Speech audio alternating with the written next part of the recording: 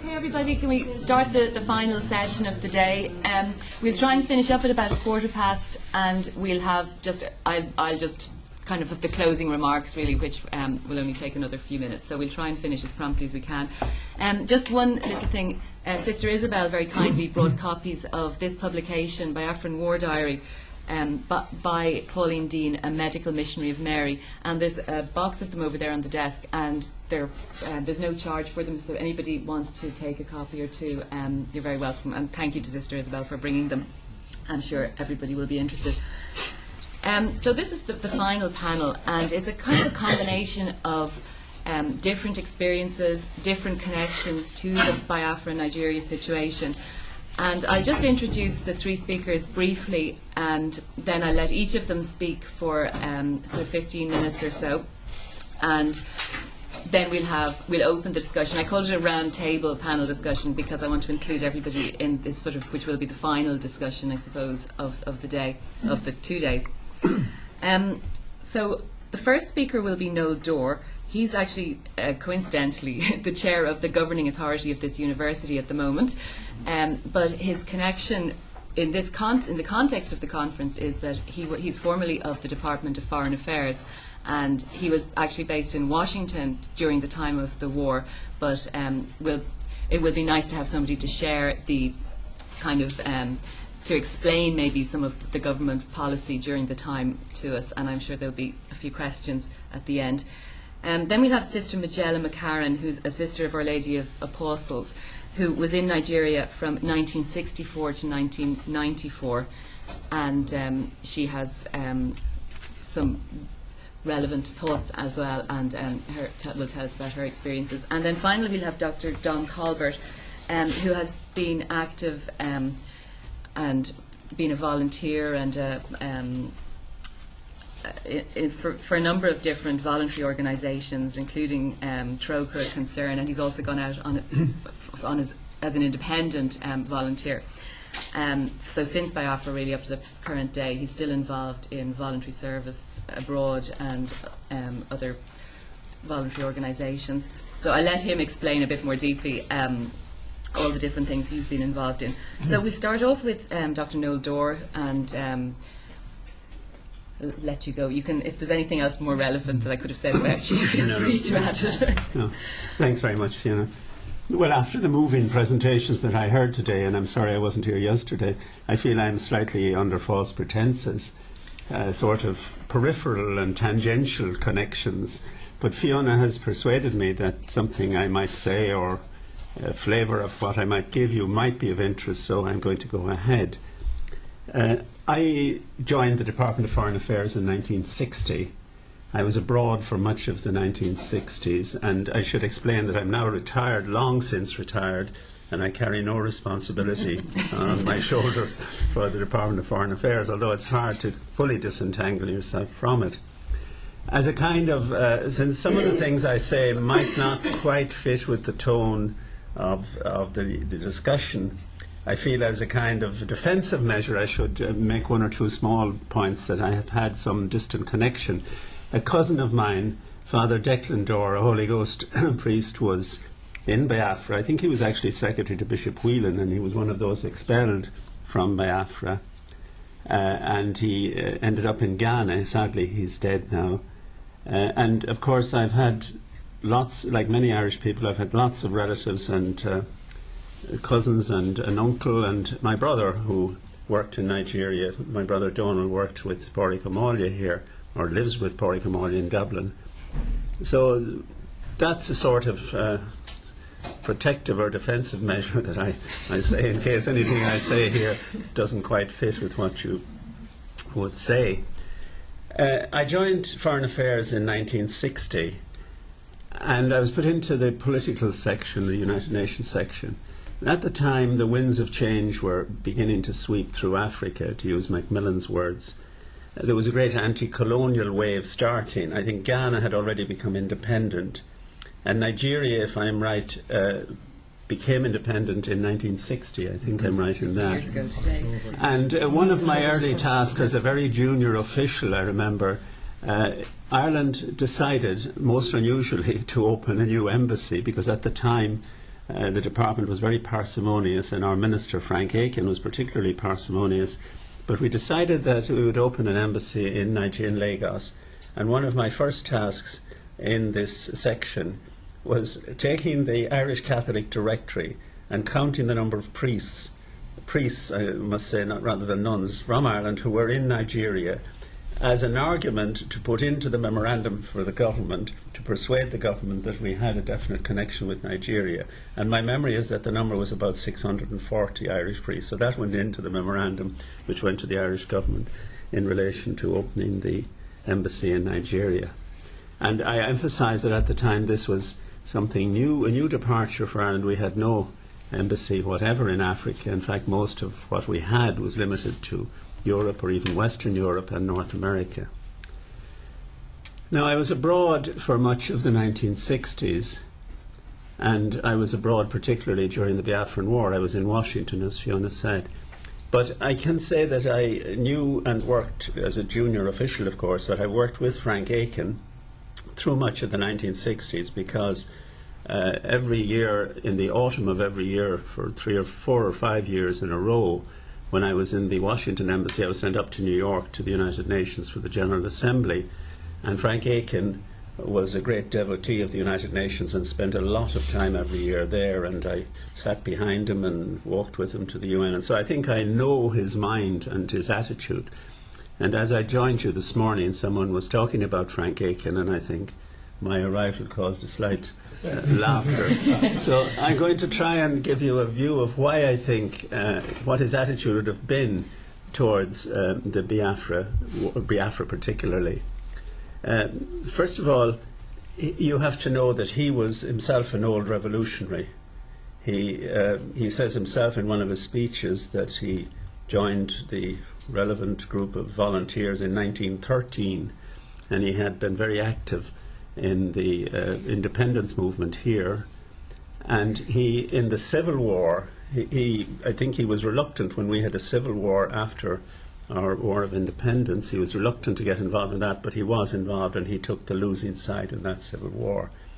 But he had very much turned into an elder statesman and someone who, both at the League of Nations with his principal Eamon de Valera, and certainly at the United Nations, was very much seen as an elder statesman and was very committed to the idea that there was now an international organisation. The League had failed, but now there was the UN. And his view, as I understood it, of liberation movements that resorted to arms was rather to counsel them that there was now this organisation which would, so to speak, try to promote freedom and justice and anti-colonial measures and so on. So that's the general background. Now, he would very much have felt, as was the common view internationally at the time, that as the wave of decolonisation swept through Africa in particular, that there were, of course, very illogical boundaries from the colonial era in Africa, lines drawn on maps by colonial administrators, which cut right across areas of common culture or tribal areas. And that however illogical that was, the view was that it was better to accept those boundaries, even at the cost of the obvious discontinuities that arose, rather than anybody starting a process of trying to redraw them in a more logical way would have set off something throughout Africa. That was very much the thinking, and that would be very much his thinking at the time. Now, that would have been reinforced in his case by the experience of the Congo. Congo also became independent in 1960, and in 1st of July 1960, and within a week or two had begun to fall apart. And there was a particular case of Katanga, which was the mineral-rich province towards the east, which you probably know about, and where a secessionist movement, or an effort by Katanga to secede from the Congo, was encouraged and indeed perhaps promoted strongly by various mineral interests and companies in Belgium and France, the Union Minière and so on. And the UN under Dag Hammarskjöld had been asked to send in a peacekeeping force to deal with a disintegrating country. And at the time, both East and West, that's the United States and the Soviet Union, were prepared to go along with this rather than have the Congo become a cockpit of the Cold War. So a UN force was formed, and that was only the second such force ever. The previous one was in 1956 in the to separate the Israeli and Egyptian forces who had agreed to stop fighting at the end of the Suez War. But this was a very different operation. They were trying to hold a country together, and particularly to prevent the Katangese secession, which was attributed to mercenaries and to the deep and dark plots of, let me say, France, Belgium and the UK. Now, whether that was fair, I don't know. But Ireland, anyway, contributed troops to that. The first time ever we sent troops abroad to serve with arms in a UN peacekeeping mission. All this may seem peripheral to you, but I'm giving you the flavour of what Aiken's thinking would have been, so bear with me for a moment. The Irish soldiers went out literally in their woolen uniforms, very ill prepared, but we sent a battalion and then 2 battalions. From something like 1/8 of our total forces went there at the time. And the whole focus was on preventing the disintegration of the Congo and Katanga. And there was a very controversial time when Conor Cruise O'Brien acted forcefully to try to expel the mercenaries and so on. And those fighting took place, and some Irish soldiers were killed in the fighting. So that would have been very much a background. You've got to perhaps understand the thinking of someone like Aiken then when it came to Biafra. Now, I'm not saying at all the 2 cases are similar, and I hope I'm not talking on very sensitive ground here. I'm not trying to make any comparisons. I'm simply trying to explain to you the mind of the Irish Foreign Minister at the time and why he would have felt as he did about not recognising the secession of Biafra. Then there's a third factor. Aiken himself, remember, was from Northern Ireland, and he had, as I said, taken part in the War of Independence here and indeed in the Civil War which followed, though more reluctantly, I think. And he had a very fixed view, as indeed would have been the common view of the Irish government at the time, that, quote unquote, partition is not the answer.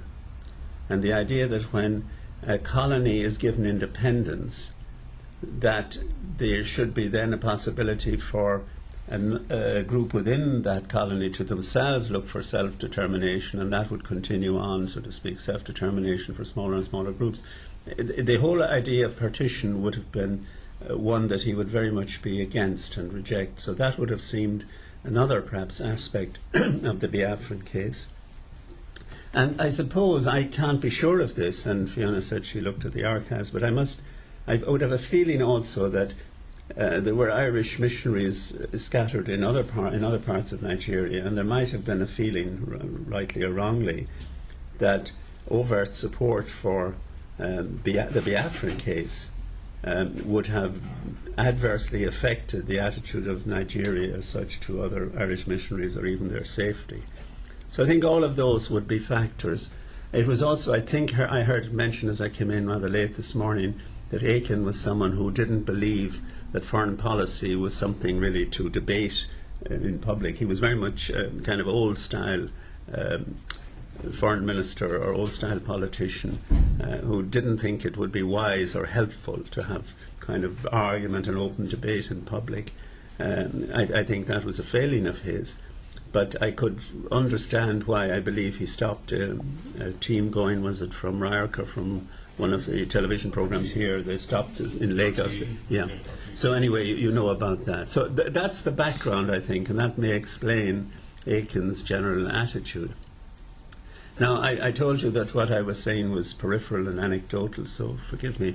There are a couple of other things I just want to mention that might be of interest, and they're rather tangential to what your real concerns are.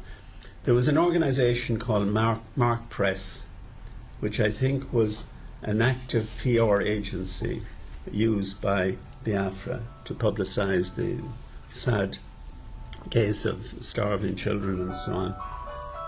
And there was a man involved. The Mark Press, I think, was in fact a man called Bernhardt, who was Swiss. And now this is very much an outsider's view. It looked as if it were very successful. It certainly achieved great publicity and a great deal of sympathy for Biafra worldwide. That's my impression in any event. And then when the troubles broke out in Northern Ireland around 68, 69, and particularly 1970 and 71, there were divided councils here in government about how to react. And there were a group of people who advised Jack Lynch, who was then the Taoiseach, that we here in this part of Ireland should take a much more, shall I call it, propagandistic and assertive position on the lack of reform in Northern Ireland. And anyway, it ended up with retaining Mark Press and Bernhardt to conduct a kind of, shall I call it directly, a propaganda type war in relation to Northern Ireland, precisely because of what was perceived, rightly or wrongly, as a success in publicising the Biafran case. Now, that would have missed out on many of the subtleties of the Northern Ireland issue. And I was in the Ministry of Foreign Affairs, the Department of Foreign Affairs at the time. In fact, I was in charge of press and information. And Dr. Hillary, who was then our foreign minister, was very, very much opposed to this approach. The nuances and the realities of Northern Ireland required something much, much more differentiated than this kind of, getting out strong press releases and sort of gaining world sympathy for the plight of a minority in Northern Ireland in the way that Bernhardt wanted to do it. So there was a committee set up to monitor Mark Press, and I sat on it. And there was a degree of tension, let me put it that way, about using Mark Press. Now, I only mention this, it's probably not of general interest to you, except that some of you may know the name from the Biafra days. I don't really think I should go on too much about that, but the new coalition government, which came to power here in March 1973, Conor Cruise O'Brien was Minister for Posts and Telegraphs and for Information and in relation to Northern Ireland. And he took a very different attitude, as I well remember, and Mark Press's contract was terminated. There's one other thing that I want to say, and I know it's sensitive, and I hope I'm not hurting anybody or saying anything out of line. Forgive me, I'm just an outside observer. I saw about 4 years ago, I saw a documentary here on our Irish language television channel, TG4. It was a French documentary, and it was adapted or dubbed or whatever. There was a commentary in Irish, but there was people were speaking French, and there were subtitles. And I was just watching it kind of idly late at night, and I was astonished. There were interviews with the head of French intelligence, at least for Africa, if not the head of all French intelligence, and with a French ambassador in one of the Francophone countries. And the head of intelligence said directly to the camera that France had encouraged the Biafran secession for its own reasons, in order to weaken British influence in West Africa and to weaken Nigeria. Now, I appreciate that I may be saying something way out of line here with the general mood, and I hope I'm not doing so. But someone of the speakers said that truth was more important than reconciliation. I don't know whether I would agree with that or not, but I was intrigued by this, that France was actually trying to influence this, and I just wonder if anybody knows anything more about that. I would like to see the documentary again. The French ambassador, who now retired, was also speaking to camera, and he described how his embassy, I don't know I can't remember which of the Francophone countries near Nigeria, was used for the transport of arms. The arms were shipped into the embassy and then shipped on to Biafra. So some of you probably know more about all this than I do. I just was quite taken aback at this. And I repeat, it wasn't an allegation made by someone. It was the man himself, the head of intelligence in particular, who was talking direct to the camera. And he said that he was asked, I think, something about de Gaulle. I think de Gaulle was in power at the time, and he said de Gaulle was only told on a need-to-know basis, but that French intelligence was conducting this operation. So those are my anecdotes. And I hope I haven't said anything out of turn or out of tune with what I find a very moving set of presentations today, which I will certainly reflect on and treasure. I'm glad that I came, and I'm glad that I heard the presentations I did. And thank you very much.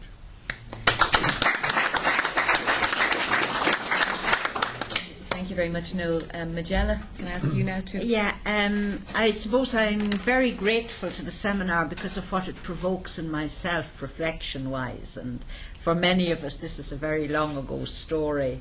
And I went to Nigeria in '64, and I went to a beautifully run secondary school, St. Teresa's College, Ibadan, in the western state. I'm one of those missionaries who didn't cross the bridge at Asaba until 1973 was my first visit there. And I was just thinking back on the way we lived at that time, because there were a lot of comments about the church and whether it spoke out or didn't speak out. So I just thought it would be useful. As I was 24 when I went out, and in my religious training we wouldn't have read newspapers or watched television or listened to radio. We had a particular way of being formed. We were formed certainly professionally to teach. I was a science teacher at the time. I was missionary preparation, yes, of a very limited kind. And we were immigration dependent. We had to have our visa, our residence permit, our work permit, both from the Nigerian government and from the bishop of the diocese. Many people don't know these kind of things. And we went in through the gates of a big school and lived happily with hundreds of students in there for, I suppose, 7 years was my first. And I would say that a total lack of political awareness. I didn't even know hardly where I was. I had no ethnic awareness, and I think it was the best period of my life, I must say, because I didn't know that Fumilayo and Obina and Yaya represented something so immense as has come out in this talk today. So I was completely unaware of the names of the students and how they reflected a huge ethnic issue in the country. And really and truly it was such a heavenly place, because you weren't thinking of who's this one, who's that one, should I speak like this, should I speak like that. You know, it was wonderful. That was wonderful. So I kind of described it here as being in the box at that time. Just one word there about, I think we used the word decolonisation. It just comes to my mind now. So I'm not sure that decolonisation is a great word, because you can never go back to what was before colonisation.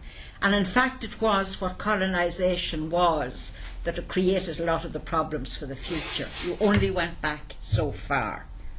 It was just back to the structure that the British had put in place in Nigeria. That's as far back, and it now was being managed by Nigerians. It didn't go back to the ethnic nation it had been before that.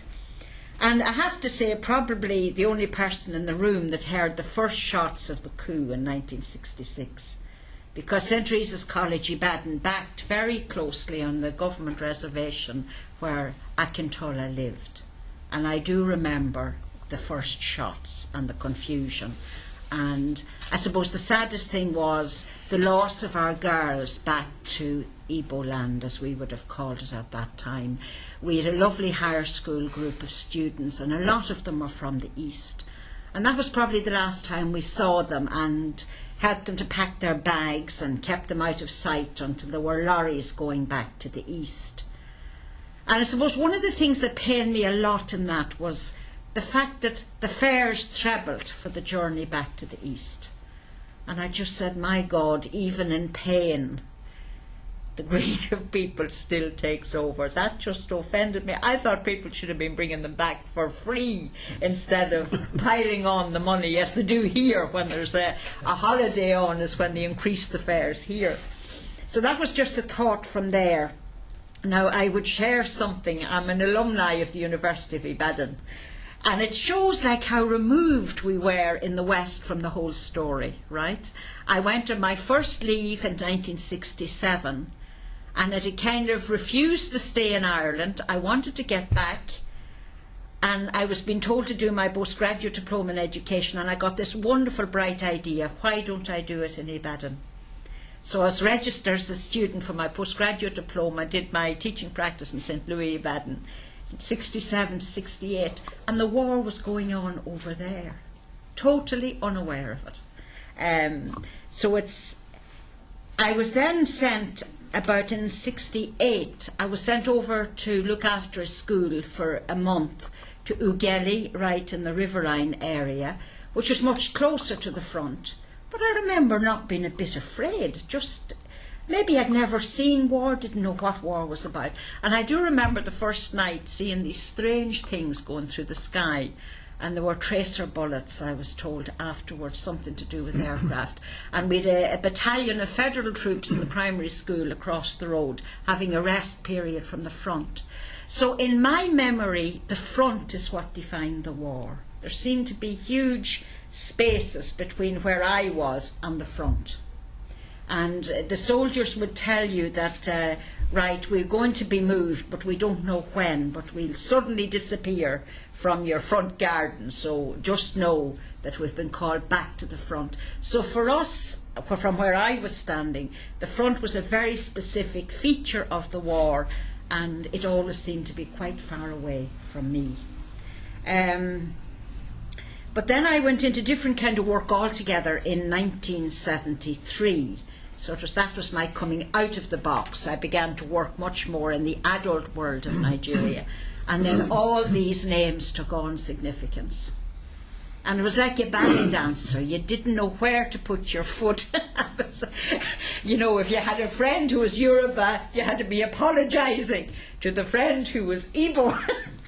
And they'd all be advising you to be careful of this or careful of that, you know. So for the outsider to live in a world of serious ethnic diversity, it was very, very sensitive. So that is one of, and that's why the feeling of being in the box was much more beautiful than being out of the box. But then when I came out of the box, I discovered, I suppose, the sophistication of Nigeria. There was the political sophistication, and because I was Ibadan, the literary sophistication. It was a wonderful world, really, sophistication-wise.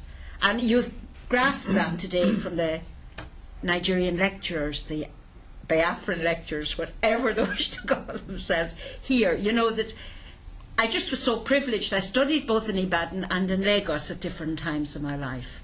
And there was such a richness and capacity that it still overcomes me and fills me with great nostalgia, really, and a kind of a sadness that I'm not there. So the first time I went over to a meeting in Enugu, we crossed the big bridge that had been blown up, the bridge at Asaba. Our sisters never went beyond Asaba. They were in the west and in the north, but not in the east. And I had a Yoruba driver with me as well. And we felt totally isolated because there wasn't an Irish person to be seen. Everybody had gone from the other side. So, and another thing that kind of struck me this morning, I used to do prison visitation in Ibadan, and I got to know a young army officer who was Biafran, Ojukwu, from Newe, strangely enough. I never knew. Of course he must have been from the same family. But he pleaded with me when I heard I was going to Enugu, please go to Newe and find one priest that he knew there and carry the greetings to his wife and family. So in that then I began to have a kind of a much deeper interaction with that area. Now, one other thing about the speaking out in the church, like it is such a dilemma for people, but just keep in mind being in the box, because that's where we were. And also, it never has been a characteristic of the Catholic Church to speak out on matters of justice. And I recently did a Master's in Theology back in Limerick, looking at why Vatican II made all the formula were correct, all the documents are there, everything. But it has to do with a strong organisation, I think. If you're a member of a political party, you're not allowed to speak freely. If you're a member of the army, you're not allowed to speak freely. So where there's a very serious organisational strength, I think the individuals largely will be very limited. So that's just one reflection on that. And it'd be interesting even for you, Fiona, looking at the people who spoke out, all these brothers, what % of the total number of people who left Biafra did actually speak out? You know, it would be just an interesting point, because we do hear of the people who made great strides in speaking out. I'm also interested in Ireland's ambiguity, because I came back and have worked in the NGO sector here, there and everywhere, and we can't get an Irish person to speak for African asylum seekers in Ireland. So for me this is a shocking contradiction. You know, we were so ready to go abroad to take up other people's causes, and we have people in dire straits in this country, and there's no popular support for that. I would say the same about war. Our airport at Shannon is used to transport arms day after day to Iraq and then to Afghanistan. You couldn't get more than 10 people to stand at Shannon Airport to resist that. So there's an ambiguity in the Irish psyche about that. Gaza has taken a lot of imagination now, so you find some support for Gaza, but I can't get any support for my little Irish community up in northeast Mayo, struggling with a big multinational. So we are very complex about what we take on and what we take off. So maybe that's all I would say about that. Just one thing about fundraising. I think the Irish get a great community joy out of fundraising. That might be 3/4 of the reason why they fundraise. Because I read the local paper where I am in Mayo, and you know, they'll have an afternoon tea dance, proceeds to somewhere, and it's like as if they want the tea dance and they want to look decent, so they say, well, we'll give the proceeds. So I don't know whether the tea dance or the funds are the most important joy giver to the Irish community. So it might, you know, because that dilemma came up as well. I think that's all I would say, just those few things. Thanks, Jerry.